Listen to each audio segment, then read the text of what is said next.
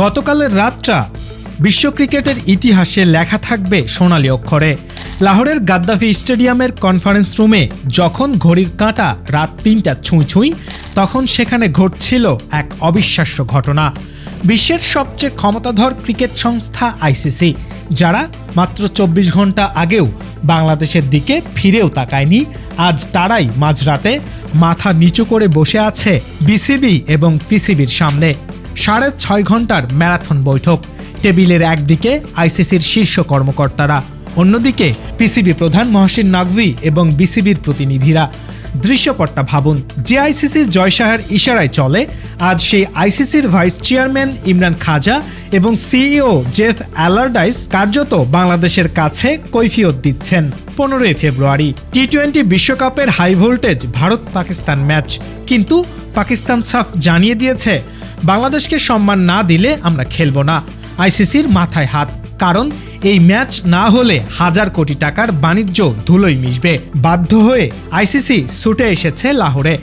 আজ আমরা উন্মোচন করব লাহোরের সেই রুদ্ধদ্বার বৈঠকে আসলে কি হয়েছে। বাংলাদেশ কি শুধুই টাকা পেল, নাকি আদায় করে নিল হারানো সম্মান? এনডিটিভি এবং আমাদের গোপন সূত্র যা বলছে তা শুনলে আপনিও বলবেন এটাই বাংলাদেশের ক্রিকেটের সবচেয়ে বড় বিজয়। এই বৈঠকের সবচেয়ে বড় জয় কোনো কাগজে কলমে লেখা চুক্তিতে নয়, বরং বৈঠকের বডি ল্যাঙ্গুয়েজে। আইসিসি চেয়েছিল বৈঠকটা দুবাইয়ে হোক, কিন্তু মহসিন নকভী বললেন না, কথা বলতে হলে লাহোরে আসতে হবে। আইসিসি এলো। বৈঠকের সিটিং অ্যারেঞ্জমেন্ট দেখুন। শীর্ষ ২ চেয়ারে মহসিন নকভী এবং বিসিবির প্রতিনিধি বুলবুল। আইসিসির কর্মকর্তারা বসেছেন সাইড লাইনে। এটা শুধু বসার ব্যবস্থা নয়, এটা হলো পাওয়ার শিফট। এতদিন যারা হুকুম দিত, আজ তারা শুনছে। মহসিন নকভী ১৫ তারিখের ভারত পাকিস্তান ম্যাচকে অস্ত্র হিসেবে ব্যবহার করেছেন। তিনি আইসিসিকে পরিষ্কার বার্তা দিয়েছেন, বাংলাদেশের দাবি না মানলে বিশ্বকাপেরও ১২টা বাজবে। জয় শাহের দাপট এখানে খাটেনি, তিনি দৃশ্যপটে নেই। আইসিসি বুঝতে পেরেছে ইগো দেখিয়ে আর লাভ নেই, এখন অস্তিত্ব রক্ষার লড়াই। এবার আসি আসল কথায়, বাংলাদেশ কি পেল? এনডিটিভি এবং আমাদের সূত্র নিশ্চিত করেছে বাংলাদেশ এবং পাকিস্তান যৌথভাবে আইসিসির কাছে একগুচ্ছ দাবি পেশ করেছে, এবং চমকপ্রদ খবর হলো প্রায় সব দাবিতেই আইসিসি সম্মতি দিয়েছে। আর্থিক ক্ষতিপূরণ, বাংলাদেশ বিশ্বকাপে নেই, কিন্তু আইসিসিকে পার্টিসিপেশন মানি দিতে হবে। শুধু তাই নয়, পিসিবি দাবি করেছে সম্মানহানির ক্ষতিপূরণ হিসেবে এই টাকার ডাবল দিতে হবে, অর্থাৎ ১ টাকার পাওয়ার কথা থাকলেও বাংলাদেশ পাবে ৩ টাকা। আইসিসি এতে রাজি। রেভিনিউ শেয়ার বৃদ্ধি, আইসিসির আয়ের ভাগ বা রেভিনিউ শেয়ারিংয়ে বাংলাদেশ এতদিন যা পেত তা বাড়ানোর দাবি তোলা হয়েছে, এবং খবরে প্রকাশ আইসিসি এতেও সম্মত হয়েছে। যদিও পাকিস্তানের 10% দাবির পুরোটা মানা হয়নি, তবে বাংলাদেশ ও পাকিস্তান উভয়েরই শেয়ারিং বাড়ছে। একক টুর্নামেন্ট আয়োজন, সবচেয়ে বড় চমক, বাংলাদেশকে অদূর ভবিষ্যতে একটি আইসিসি ইভেন্ট এককভাবে আয়োজন করতে দেওয়া হবে। 2026-এ হয়তো সময় মিলছে না, কিন্তু 2028 অনূর্ধ্ব-19 বিশ্বকাপ বা 2027-এ চ্যাম্পিয়ন্স ট্রফির আদলে কোনো মিনি টুর্নামেন্ট বাংলাদেশে হতে পারে। পাকিস্তান এই শর্তটি জুড়ে দিয়েছে শক্তভাবে। যারা বলছিল বিশ্বকাপ বয়কট করলে বাংলাদেশের ক্রিকেট শেষ হয়ে যাবে, তারা আজ দেখছে বয়কট করেই বাংলাদেশ ক্রিকেটের ইতিহাসে সবচেয়ে লাভজনক ডিলটি করে ফেলল।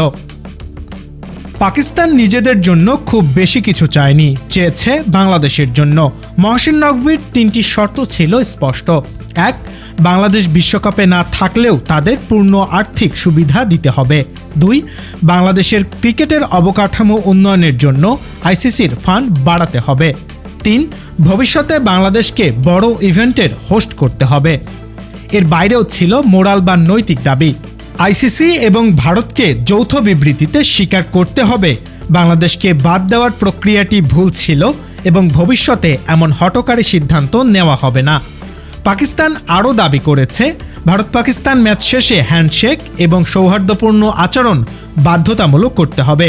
ভারতের সেই নাক উঁচু স্বভাব আর চলবে না।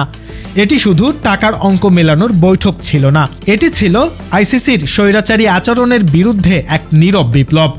বাংলাদেশ হয়তো 2026 বিশ্বকাপ খেলছে না, কিন্তু তারা আইসিসিকে বাধ্য করেছে রিফর্ম বা সংস্কারের পথে হাঁটতে।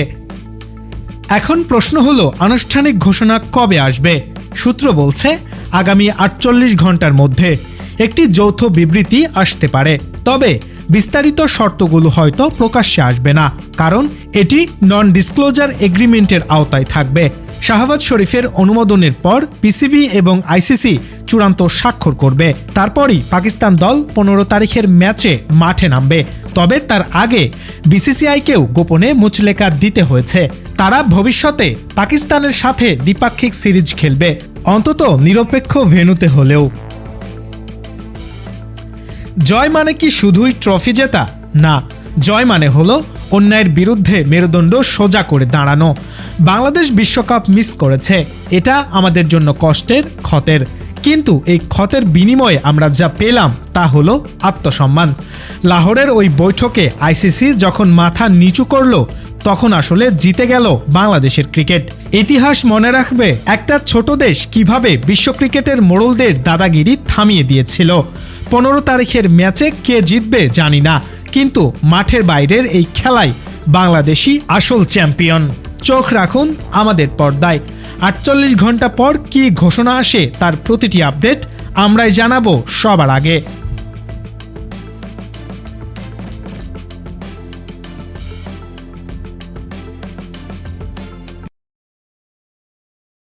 এতক্ষণ দেখছিলেন ইকো অফ বাংলাদেশ। প্রতিদিনের এমন নিউজ আপডেট পেতে সাবস্ক্রাইব করুন আমাদের চ্যানেল, সেই সাথে অন করে রাখুন বেল আইকন।